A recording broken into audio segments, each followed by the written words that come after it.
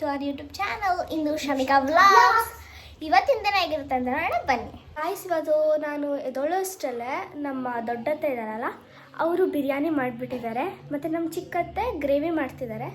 ನಮ್ಮಮ್ಮ ಏನು ಮಾಡ್ತಿದ್ದಾರೆ ಅಂತ ಗೊತ್ತಿಲ್ಲ, ನೋಡೋಣ ಬನ್ನಿ. ಚಿಕ್ಕತ್ತೆ ಈ ಗ್ರೇವಿ ಮಾಡ್ತಿದ್ದಾರೆ, ಮತ್ತು ದೊಡ್ಡತ್ತೆ ಇಲ್ಲಿ ಬಿರಿಯಾನಿ ಮಾಡ್ತಿದ್ದಾರೆ. ನಾನು ಅಮ್ಮ ಮಟನ್ ಮಾಡ್ತಿದ್ದಾರೆ, ಆಮೇಲೆ ಮಾಡ್ತಾರೆ ಆ ವ್ಲಾಗಲ್ಲಿ ತೋರಿಸ್ತೀನಿ. ಇದಕ್ಕೇನೇನು ಹಾಕ್ತೀರಾ?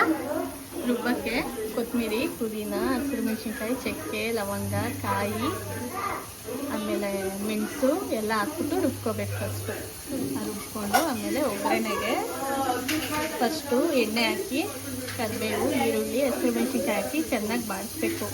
ಆಮೇಲೆ ಚಿಕನ್ ಹಾಕಿ ಉರಿತಾ ಇದ್ದೀವಿ.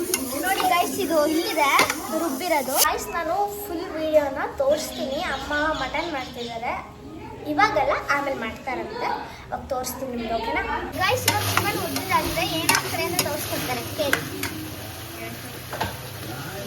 ರುಬ್ಬಿದ ಮಸಾಲೆನ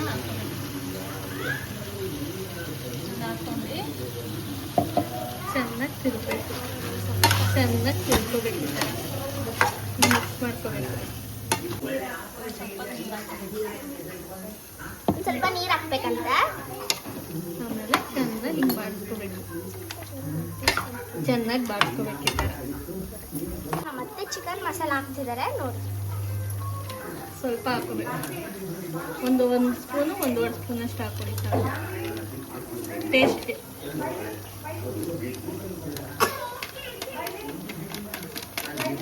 ಆಮೇಲೆ ಒಂಚೂರು ಧನಿಯಾ ಪುಡಿ,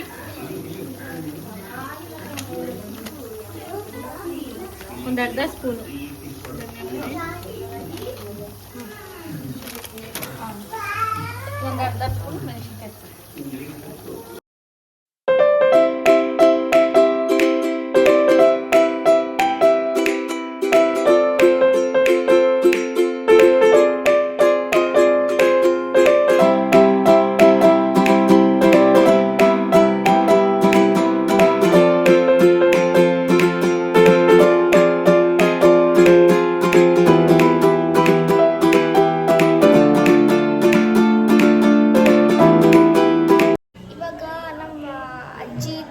ಟಿವಿ ನೋಡ್ತಿದ್ದಾರೆ. ಅಜ್ಜಿ, ಅತ್ತೆ, ಮಾವ ಯಾರ್ಯಾರಿದ್ದಾರೆ ಅವರೆಲ್ಲ ಟಿವಿ ನೋಡ್ತಿದ್ದಾರೆ. ಇನ್ನು ಮಿಕ್ಕಿದವರ ಇನ್ನು 3 ಮೆಂಬರ್ಸ್ ಅಡುಗೆ ಮಾಡ್ತಿದ್ದಾರೆ. ಫ್ಯಾಮಿಲಿ ಇಂಟರ್ವ್ಯೂಸಲ್ಲಿ ನಾನು ನಿಮಗೆ ಯಾರ್ಯಾರಂತ ತೋರಿಸ್ಕೊಡ್ತೀನಿ.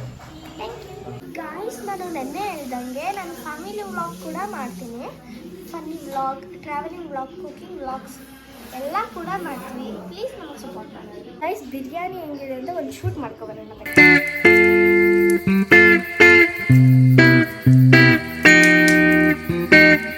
ನಾನು ಜಸ್ಟ್ ಬಿರಿಯಾನಿ ತಿಂದ್ಬಿಟ್ಟು ಬಂದೆ. ಪ್ಲೀಸ್ ನಮಗೆ ಸಪೋರ್ಟ್ ಮಾಡಿ. ಲೈಕ್, ಶೇರ್, ಕಮೆಂಟ್ ಹಾಗೂ ಸಬ್ಸ್ಕ್ರೈಬ್ ಮಾಡಿ.